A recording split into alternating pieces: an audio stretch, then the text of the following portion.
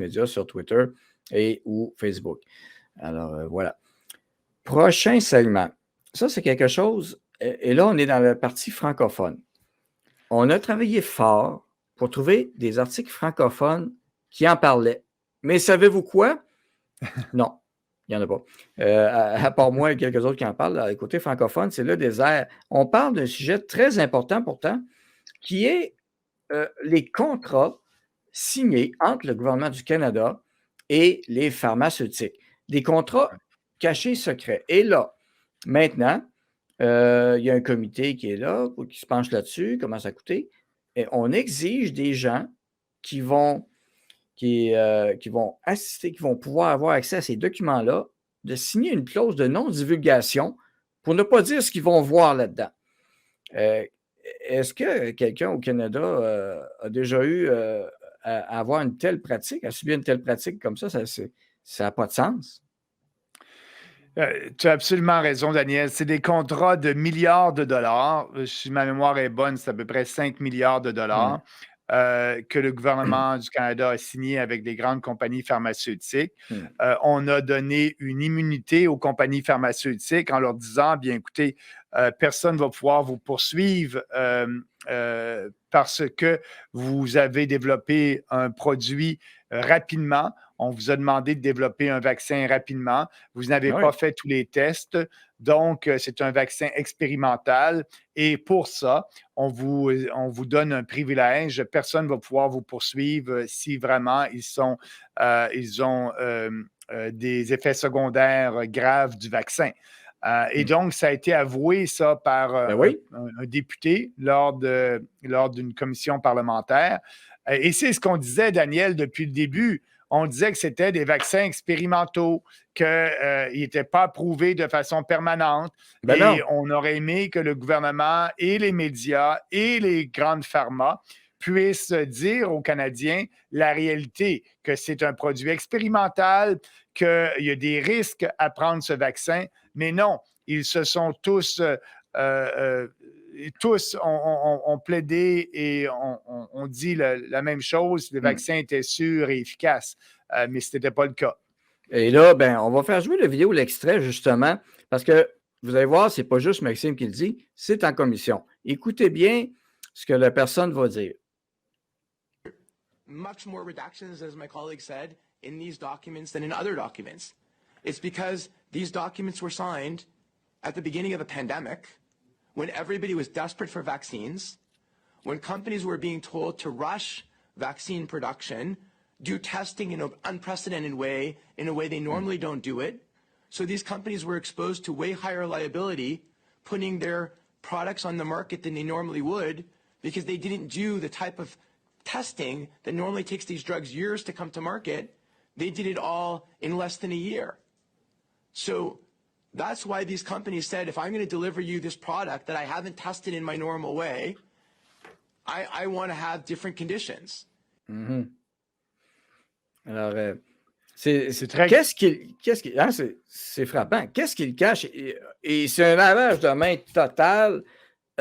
Et là, on voit un député libéral qui est d'accord avec ça, puis c'est normal.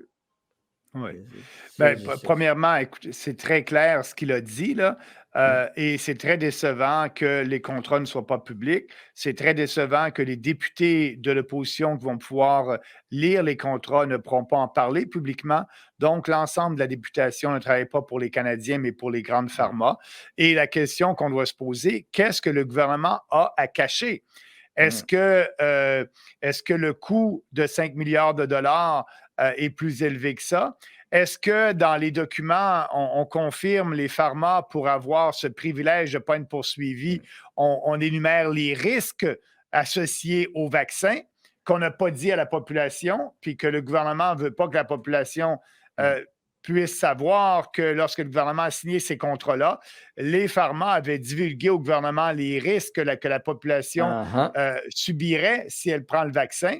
Et est-ce qu'il y a plein de questions qu'on doit se poser, là, et c'est pourquoi ces documents-là demeurent secrets. Et pour moi, il n'y a aucune raison que ça demeure secret. Ça demeure secret pour protéger le gouvernement, protéger l'ensemble des élus, tant de l'opposition, qui eux aussi s'en sont donnés à cœur joie de promouvoir la vaccination de masse et la discrimination envers les non-vaccinés, qui peut-être dans ces contrats-là nous dirait que le vaccin aussi n'aide pas à arrêter la transmission du virus. Parce que peut-être que les pharma ont tous décrit ça dans leur contrat, les effets du vaccin qui a plus d'effets secondaires qu'on nous a dit, c'est peut-être dans le contrat. Le fait que le vaccin, parce que les pharma le savaient, c'est devenu public il y a à peu près quelques mois, que le vaccin n'arrêtait pas la transmission, et ils le savaient. Nous, on le savait depuis longtemps, c'est une question de fait. On le disait, vacciné ou non vacciné, il n'y a pas de différence. Mais ça a été confirmé beaucoup plus tard par des grandes pharma. Est-ce que dans ces contrats-là, le gouvernement savait à l'époque que le vaccin n'arrêtait pas la transmission et a menti à la population en nous disant, vous devez vous faire vacciner parce que si vous ne vous faites pas vacciner, vous êtes un citoyen de second class, de deuxième classe, égoïste. Égoïste, et vous mettez la vie de votre grand-mère ou votre grand-père en danger parce que vous pouvez leur transmettre le virus. Peut-être que les gouvernements le savaient, peut-être que c'était dans les contrats que le virus n'arrêtait pas la transmission. Et donc, ils nous ont menti, les médias, le gouvernement et les pharma pendant 2 ans. Et après, ils ont été obligés d'avouer la vérité. On voyait les faits, là, que des gens vaccinés attrapaient la COVID plus souvent que des gens non vaccinés. Ils se rendaient à l'hôpital aussi, il faut le dire. Ils se rendaient à l'hôpital aussi, puis 2-3 fois, puis même malades. Et il y en a qui en sont décédés, malgré leur pic-pic. Même notre premier ministre, avec tous ces vaccins, notre premier ministre en faisait la promotion. Il y a eu le COVID 3 fois. Moi, je n'ai pas eu de vaccin. J'ai attrapé la COVID une fois. Ça a été une grosse grippe, 2 jours dans mon lit. Puis après ça, c'est terminé. Puis, donc, on cache la vérité aux Canadiens. Peut-être parce que le gouvernement sait que cette vérité-là, va dévoiler que le gouvernement, les médias et les pharma nous ont menti pendant tout ce temps-là. Voilà. Alors, non, c'est grave. Et on voit que ce n'est pas juste au Canada. On va montrer Israël. Ils ont obtenu l'autorisation de dévoiler à Israël le contrat. Et voici ce qui est sorti. Et voilà. Alors, le député d'Israël n'était pas content. L'imputabilité n'est pas là. Alors, ils ont demandé encore aujourd'hui, la Cour a ordonné aujourd'hui que le ministre de la Santé d'Israël dévoile le contrat. Alors, on va voir ce qui va se passer avec ça ici. Mais bref, c'est ça. Parce que tu as raison, Daniel. Là, ce qui se passe en Israël est important ici pour le Canada parce que ça doit être les mêmes contrats types qui ont été utilisés dans tous les pays. Fait que si on peut savoir le contenu du contrat en Israël, ça va être le même contrat ici. Et c'est très décevant de voir effectivement que ce contrat-là, ce qu'on voit, on n'est pas capable de lire rien. Tout ça a été fait en conséquence là, je pense que le gouvernement d'Israël s'est moqué de la décision de la Cour, a publié un document qui est noirci. On peut pas voir le contenu. J'ai hâte de voir qu'est-ce qui va arriver. Là. Est-ce que le député va gagner gain de cause en cours et puis le gouvernement va être forcé de rendre public le contrat lisible, la totalité du contrat? Mais c'est à suivre parce que ce contrat-là, j'imagine que c'est le même contrat, le même genre de contrat qui a été dans tous les pays qui ont signé des ententes avec les grandes pharma. Ah oui, on en a un autre exemple. Ursula von der Leyen, en Europe. Alors, l'histoire des SMS, ça, c'est un autre article. Quand je dis qu'il y a dans le milieu francophone, ici, il n'en parle pas trop, mais ailleurs, il en parle dans le monde. Je ne sais pas si on peut le montrer. Oui, c'est celui-ci. Alors, la Commission européenne, bientôt contrainte de publier les SMS d'Ursula von der Leyen au PDG de Pfizer. Elle, c'est une couche de plus. C'était des communications directes avec le PDG de Pfizer. Les contrats étaient tenus secrets. Elle est dans l'eau chaude, sérieusement, solidement dans son cas. Puis Ursula von der Leyen, avec l'Europe, on a vu tout ce qu'ils ont fait en Union européenne, la vaccination obligatoire. Le gouvernement Macron, c'est la même chose en France. C'est drôle, ça sent quasiment comme McKinsey. Mais bref, c'est spécial de voir tout ça ensemble. Hein. Cette unanimité de contrats cachés, de non-responsabilité des pharma.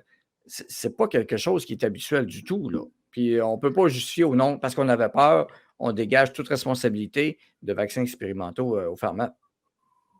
Oui, puis on a su aussi l'an dernier le contrat qu'avait signé, tout le processus qui est arrivé à l'approbation des vaccins aux États-Unis. Et tout ça était confidentiel. Un juge et on dit non, non, ça devrait être confidentiel pendant 25 ans. Sur quoi la FDA américaine s'est basée, tous les tests qu'ont fait les pharma pour approuver le vaccin, ça Ouais. devait être confidentiel pendant 25 ans.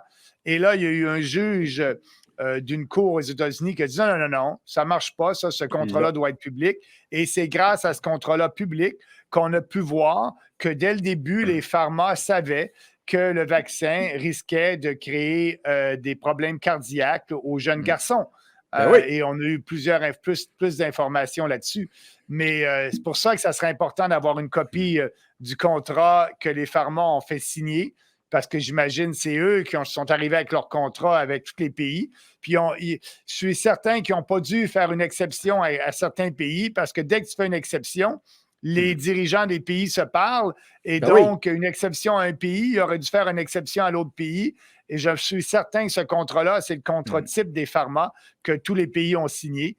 Et si on peut avoir un juge dans un pays qui le rende public, qu'on sache toute la vérité là-dessus et qu'on sache qui nous a menti et pourquoi. Voilà, donc c'est ça. Puis il y avait une précision, c'était 75 ans même le contrat qui était supposé être dévoilé. Ah, c'est pas 75 25, ans. pardon, 75, OK. Ouais. Oui, 75 ans. Alors, c'était débile là-dessus. Bon, j'essaie de voir. OK. On dirait que je pense que j'ai perdu le son, bougez pas. Non, je t'entends très bien, moi. Très parfait. J'entends bien. Je ne sais pas si j'ai passé un glitch. Bon, alors on le voit, c'est pas fini. On va suivre ça de très près. Encore là, rapidement, est-ce qu'on peut faire un petit quelque chose de plus? Ah oui, un point sur Medicago aussi, parce qu'il y a eu toute la folie, on s'en rappelle, hein, toute la folie, les courses au vaccin, ça pressait, ça pressait. Au Québec, il y a eu Medicago. Aucun vaccin livré malgré 257 millions d'aides publiques. Et dans ce 257, il y a de l'aide du fédéral aussi. Un mot là-dessus, hein, c'est encore un gros gaspillage épouvantable. Ah oui, ah oui. Tu sais, on a gaspillé des fonds publics dans tout ça, là. Et il faut le dire aux gens aussi, Daniel, là, qu'au début, il y avait des traitements pour la COVID et on a fait en sorte là, que ridiculiser les médecins qui avaient des traitements de la COVID qui existaient avec des produits qui existaient. Parce qu'il faut savoir que lorsqu'on approuve un vaccin selon des mesures d'urgence, une des conditions, c'est qu'il ne faut pas qu'il y ait d'autres traitements.